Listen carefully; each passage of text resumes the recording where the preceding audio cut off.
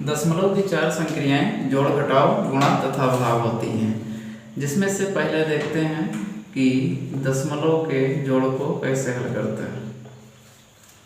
हमने एक क्वेश्चन लिया है 46.34 प्लस 5.6।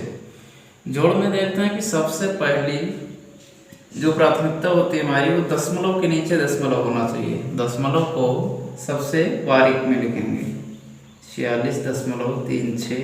अब देखेंगे 5.6। हमें किसी भी संख्या का अंक उसके पीछे नहीं लिखना है, इकाई का अंक नीचे इकाई में लिख देते हैं। हमें ये देखना है कि दशमलव का अंक दशमलव के नीचे होना चाहिए, तथा इकाई के अंक को बराबर करने के लिए हम जो भी अंक ऊपर या नीचे कम पड़ रहे हैं उसमें 0 लगा देंगे तथा आगे प्लस का चिन्ह लगाएंगे। अब इसको जोड़ते हैं 4 0 4 6 3 9 और दशमलव के ठीक नीचे ही दशमलव लगाया जाएगा। 6 5 11 के 1 हासिल 4 और 1 5। दशमलव का ध्यान रखने के बाद यह साधारण जोड़ के तरीके से ही होता है। अगर आप दशमलव का ध्यान रखते हैं कि दशमलव के नीचे दशमलव ही लिखा जाएगा तथा आंसर लिखते समय भी दशमलव के नीचे दशमलव लिख।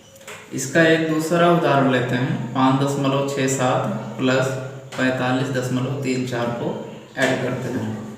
संख्या लिखेंगे 5.67 और 45.34। इसमें देखें संख्या इकाई का अंक पहले से ही अपने बराबर में है, इसलिए इनको ऐड कर देते हैं। जोड़ेंगे 7 4 11 के 1 हासिल 6 3 9 10 के 0 1 हासिल 5 5 10 11 के 1 हासिल 4 में 1 हासिल जोड़ेंगे 5, तो 51.01 इसका आंसर हो जाएगा 51.01।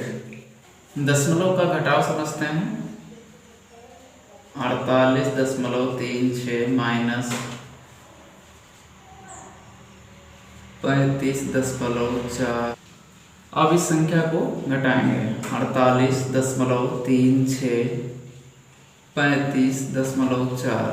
अब यहाँ पर देखेंगे इकाई का अंक बराबर नहीं है, तो यहाँ पर एक 0 लगा देंगे तथा माइनस में से 0 घटाएंगे 6, 3 में से 4 घटेगा नहीं तो हासिल लेंगे, 13 में से 4 घटाएंगे 9, यहाँ 7 बचेगा, 7 में से 5 घटाएंगे 2, 4 में से 3 घटाएंगे 1, तो इसका आंसर हो जाएगा 12.96।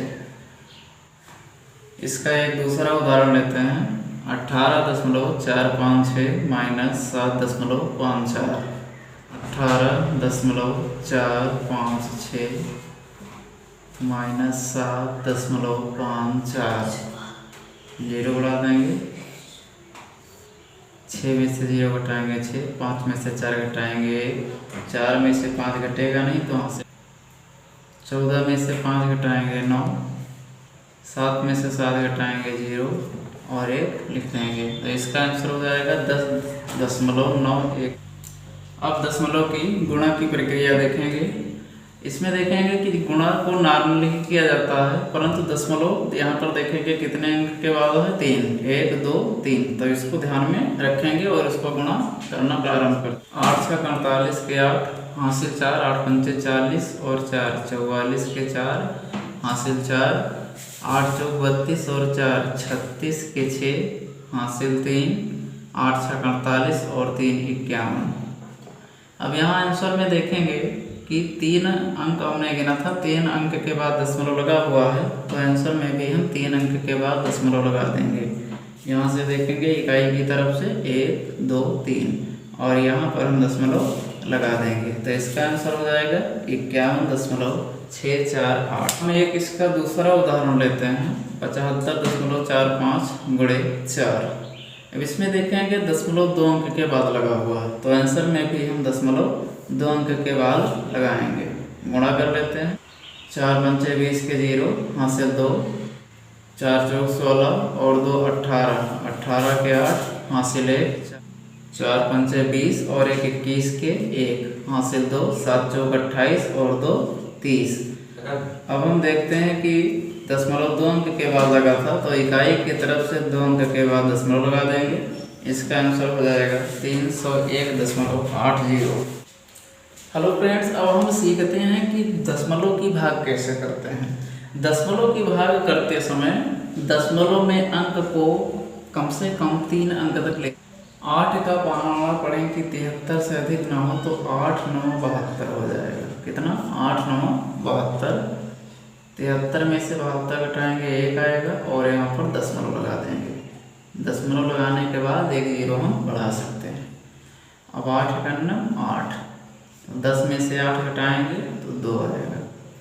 1 जीरो, एक बार दशमलव लगाने के बाद प्रत्येक संख्या में 1 जीरो हम बढ़ा सकते हैं। देखेंगे 20 है तो 8 दूनी 16, और 20 में से 16 घटाएंगे 4 आएगा, 1 जीरो बढ़ाएंगे और 8 पंचे 40। तो इसका आंसर 9.125 हो जाए। इसमें भागफल में दशमलव लगा के और भाज्य में जीरो बढ़ा लिया जाता है। दशमलव लगा के 1 जीरो यहाँ पर बढ़ा लिया जाता है। तो अब इसका गुणा करेंगे तो ये 5 6 30 हो जाएगा। कितना? 5 6 30, और यह संख्या कट जाएगी।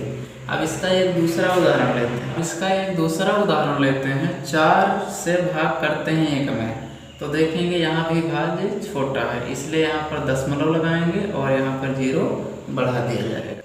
4 का पहाड़ा पढ़ेंगे कि 10 से अधिक ना हो तो 4 दूनी 8 हो जाएगा। कितना? 4 दूनी 8।